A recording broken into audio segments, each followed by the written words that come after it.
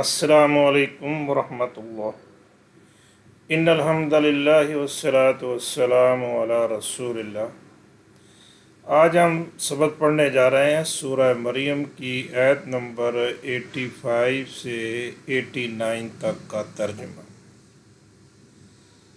اللہ کا مہمان کون ہوگا؟ آج کے سبق میں ہم پڑھیں گے کہ رب کے مہمان، پیاسے کے ساتھ سلوک، سفارش کا عہد، گارنٹی کیا ہے؟ کون اللہ کو گالی دیتا ہے؟ اعوذ باللہ من الشیطان الرجیم، بسم اللہ الرحمن الرحیم۔ یوم نحشر المتقین الی الرحمن وفدا۔ قیامت کا دن ہوگا،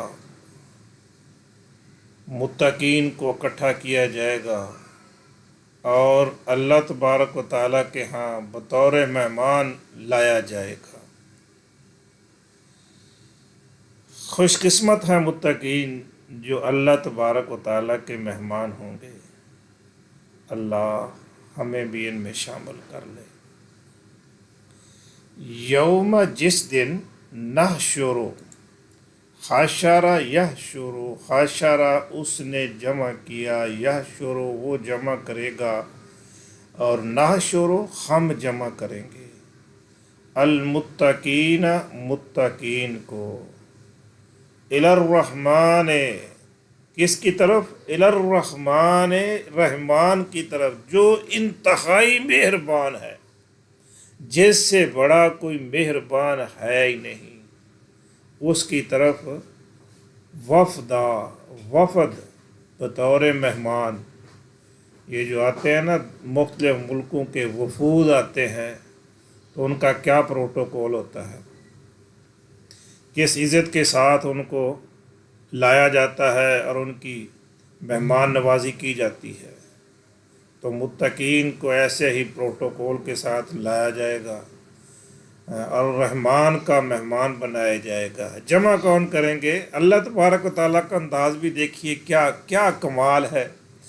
اچھا، جمع کرنے والا بھی وہ خود آپ ہے، لیکن جس کی طرف لایا جا رہا ہے وہاں اپنی صفت بیان کی ہے۔ یہ نہیں کہا کہ ہم اپنی طرف جمع کریں گے، کیا فرمایا؟ یوم نحشر المتقین الی الرحمن وفدا، جس دن ہم جمع کریں گے پرہیزگاروں کو رحمان کے پاس مہمان بنا کر۔ وَنَسُوقُ الْمُجْرِمِينَ إِلَى جَهَنَّمَ وِرْدًا، اس کے مقابلے میں مجرموں کے ساتھ کیا سلوک ہوگا؟ وَنَسُوقُ الْمُجْرِمِينَ، اور ہانک کے لے جائیں گے ہم مجرموں کو، الی جہنم، جہنم کی طرف، وردا، وارد ہونا، وارد ہونے کا لفظ استعمال کیا جاتا ہے گھاٹ پر پانی پینے کے لیے۔ تو وردا جو پانی پینے والا ہو، پیاسا ہو۔ وَنَسُوقُ الْمُجْرِمِينَ، اور نسوق، ساق یسوق، ساق ہم ہانک، ساق وہ ہانک کے لے گیا، یسوق وہ ہانک کے لے جائے گا، نسوق ہم ہانک کے لے جائیں گے۔ جیسے جانوروں کو ہانک کے لے جاتے ہیں، سائق ڈرائیور کو بھی کہتے ہیں عربی میں۔ وَنَسُوقُ الْمُجْرِمِينَ، اور مجرموں کو ہم ہانک کے لے جائیں گے، جیسے جانوروں کو ہانک کے لے جایا جاتا ہے۔ ایک طرف پروٹوکول ہے، مہمان آ رہے ہیں، ریڈ کارپٹ بچھا ہوا ہے، اور مہمان بھی کدھر جا رہے ہیں؟ رحمان کی طرف، اور دوسری طرف کیا ہے؟ جانوروں کی طرف ہانک کے لے جایا جا رہا ہے مجرموں کو، کدھر؟ الی جہنم، جہنم کی طرف، وردن اس حال میں کہ وہ پیاسے ہیں۔ عجیب بات ہے پیاسا، پیاسے کو تو پانی چاہیے، اور پانی کسی ٹھنڈی جگہ سے ملے گا، کسی چشمے سے، کسی دریا سے، کسی نالے سے پانی ملے گا، لیکن جہنم کی طرف پیاسے کو لے جایا جائے گا، اس کی پیاس بجھائی جائے گی جہنم سے، ہائے ہائے آگ سے، کیسا وہ پیاسا اور کیسا اس کا مشروب ہوگا۔ میرے بھائی، یہ قصہ نہیں ہے، یہ کہانی نہیں ہے، یہ کوئی ماضی کی داستان نہیں سنا رہا، یہ حقیقت ہے اور ایسا ہی ہوگا۔ یہ اللہ کا قرآن ہے، رب کا فرمان ہے۔ کائنات کی ہر بندے کی بات، لوگوں کی باتیں غلط ہو سکتی ہیں، انسانوں کی باتیں غلط ہو سکتی ہیں، لیکن رحمان کی بات غلط نہیں ہے، اللہ تعالیٰ کی بات غلط نہیں ہے، اس کے انبیاء کی بات کا فرمان غلط نہیں ہے۔ یہ کٹل حقیقت ہے۔ وَنَسُوقُ الْمُجْرِمِينَ إِلَى جَهَنَّمَ وِرْدًا، اور ہانکتے ہوئے لے جائیں گے گناہ گاروں کو دوزخ کی طرف، پیاسے ہوں گے وہ پیاسے۔ لا يملكون الشفاعة إلا من اتخذ عند الرحمن عہدا۔ اب جہنم پر پہنچ گئے، اب ہے کوئی پہنچے، کوئی سفارش کرنے والا، کوئی چھڑا لے ان کو؟ کون چھڑائے گا؟ نہیں کوئی چھڑانے والا۔ لا يملكون الشفاعة، نہیں اختیار رکھیں گے سفارش کا، سفارش کروانے کا یا کرنے کا، الا مگر من وہ شخص، اتخذ عند الرحمن عہدا، جس نے رحمان سے عہد لے لیا ہے، ہاں اس کی سفارش ہو پائے گی۔ عہد کیا ہے؟ جس نے کلمہ پڑھ لیا ہے، لا الہ الا اللہ محمد الرسول اللہ، یہ اس کا عہد ہو گیا۔ اسی طرح نماز بھی ایک عہد ہے کہ مسلمانوں اور کفار کے درمیان جو فرق کرنے والی چیز ہے، جو عہد ہے، عہد الذی بیننا و بینہم الصلاۃ، کہ ان کے اور ان کے درمیان، ہمارے اور کفار کے درمیان جو عہد ہے وہ کیا ہے؟ نماز کا ہے۔ نماز بھی ایک عہد ہے، جو نمازی ہیں ان کی سفارش ہو پائے گی، لیکن جو سرے سے ہی انکار کرنے والا ہے قیامت کا، آخرت کا، اس کی سفارش نہیں ہوگی۔ کلمہ پڑھنے والا کتنا بھی گناہ گار ہے تو اس کی کوئی نہ کوئی سفارش کر کے اس کو لے آئے گا۔ فرشتے بھی سفارش کرتے ہیں، انبیاء علیہ السلام بھی سفارش کریں گے، نیک لوگ بھی سفارش کریں گے، اللہ فلاں بندہ ہمارے ساتھ نماز پڑھا کرتا تھا لیکن گناہ گار ہے، جہنم میں ہے، اللہ اس کو نکال دے۔ اس کو نکال لیں گے، کرتے کرتے کرتے سب کو نکال لیں گے، حتیٰ کہ بس جو کلمہ ہی پڑھا ہوگا جس نے، اس کو بھی نکال لیا جائے گا۔ لیکن اگر اقرار نہیں ہے، عہد نہیں ہے، تو پھر نہیں۔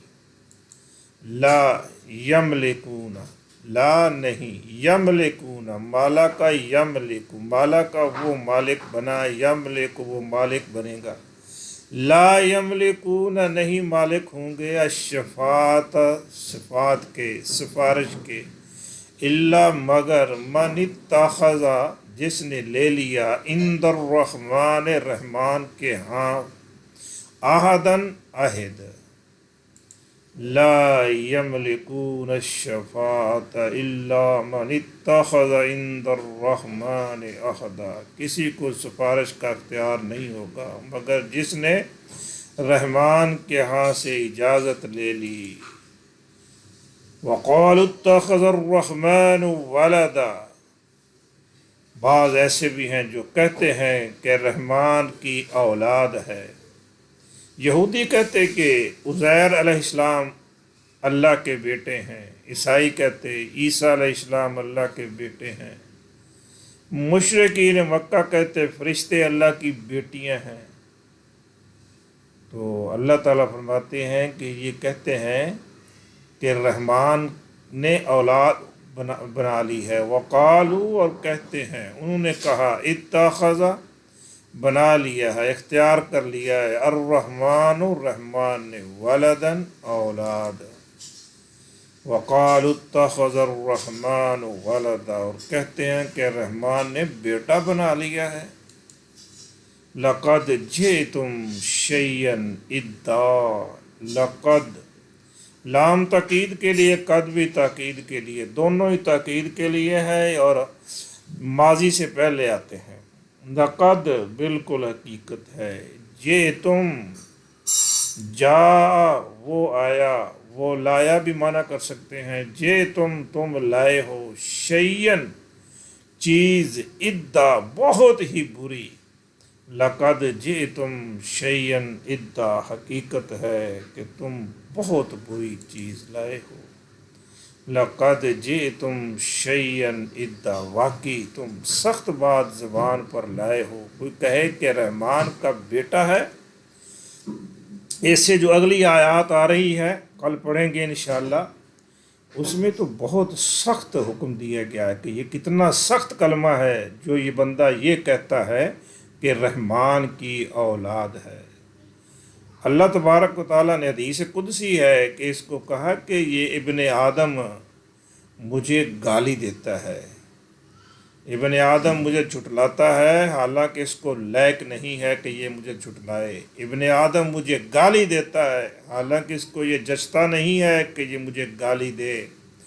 جھٹلانا کیا ہے؟ جب وہ کہتا ہے کہ اللہ مارنے کے بعد دوبارہ زندہ نہیں کرے گا تو یہ اس کا اللہ تبارک و تعالیٰ کو جھٹلانا ہے۔ جب وہ کہتا ہے کہ اللہ کی اولاد ہے تو یہ اللہ کو گالی دیتا ہے۔ اب دیکھیے، اگر کوئی کہے اللہ کی اولاد ہے تو یہ تو اللہ کو گالی ہوئی۔ اگر کوئی یہ کہے کہ اللہ سے جدا کر کے ہی الگ دنیا میں بھیج دیا ہے کسی کو اللہ کا حصہ اور پارٹ قرار دے دیا جائے تو یہ کتنا بڑا ظلم ہوگا۔ اولاد تو اتنا نہیں ہوتا کہ بندے کا حصہ الگ کر دیا جائے، تو کہتے نہیں ہیں جدا کر کے نور اپنا دنیا تے گلیا، چمک ہوئی نورانی تے ذرہ نہ ہر لیا۔ کیا شاعری بنائی ہوئی ہے کہ کہتے ہیں کہ محمد علیہ وسلم اللہ کے نور میں سے نور جدا کر کے دنیا پہ بھیجے گئے ہیں، تو پھر تو اللہ ہی ہوئے جی، جو پھر خصوصیات اللہ کی ہیں وہی ہونی چاہیے۔ لیکن ایسا تو نہیں تھا، اللہ نہ کھائے نہ پیے، نہ اس کو نیند آئے نہ اونگ آئے۔ پیارے پیغمبر صلی اللہ علیہ وسلم کھاتے تھے، پیتے تھے، سوتے بھی تھے، ان کو پیدا بھی ہوئے تھے، وفات بھی ہوئی ہے، جی، ضروریات زندگی بھی ان کے ساتھ تھی، شادیاں بھی کی ہیں۔ اللہ تبارک و تعالیٰ تو شادی نہیں کرتا، نہ اللہ کی اولاد ہے۔ تو یہ کہنا کہ اللہ کا پارٹ ہے، اللہ کا حصہ ہے، اللہ کے نور میں سے نور ہے، یہ بہت بڑا سخت جرم ہے ایسی بات کہنا۔ جی، جیسے اللہ کی اولاد نہیں ہے، اللہ تعالیٰ کا کوئی پارٹ، کوئی حصہ، کوئی جز نہیں ہے۔ اللہ یکتا ہے، اکیلا ہے، اس کی تو ہم کوئی مثال بھی نہیں دے سکتے کہ فلاں چیز جو ہے وہ اللہ کی فلاں چیز جیسی ہے۔ ہم تو یہاں تک بھی مثال نہیں دے سکتے کہ اللہ کے ہاتھ جیسا کسی کا ہاتھ ہے، نہیں دے سکتے، مثال بھی نہیں ہو سکتی، تو جائے کہ کوئی اس کا حصہ ہو، یہ کیسے ہو سکتا ہے؟ آج کے سبق میں ہم نے کیا پڑھا، کیا سیکھا؟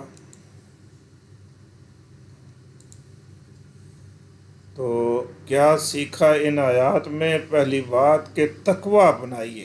اگر اللہ تبارک و تعالیٰ کے مہمان بننا چاہتے ہیں تو پھر تقوی اختیار کرنا ہوگا۔ اللہ متقین کو اپنا مہمان بنائے گا۔ گناہوں سے بچیں، ہر صورت گناہوں سے بچیں۔ مجرموں کو پیاس کی حالت میں جہنم پر لے جایا جائے گا، جہنم کے گرد لگایا جائے گا، اور پھر وہاں سفارش نہیں چلے گی۔ اگر ایمان والا ہے تو پھر اس کی چل جائے گی، لیکن سزا ملے گی، جو جرم کیا اس کی سزا ملے گی۔ اللہ کی اولاد نہیں ہے، جب اولاد نہیں ہے تو کوئی اللہ تبارک و تعالیٰ کا جز حصہ نہیں ہے۔ اور کہنا کہ اللہ تعالیٰ کی اولاد ہے یہ اللہ تعالیٰ کو گالی دینا ہے۔ مت کسی کو اللہ کی اولاد بنائیے اور نہ ہی اللہ کا کسی کو جز بنائیے۔ وما توفیقی الا باللہ۔ والسلام۔ یہ میں نا ویڈیو بناتا ہوں اور بڑی محنت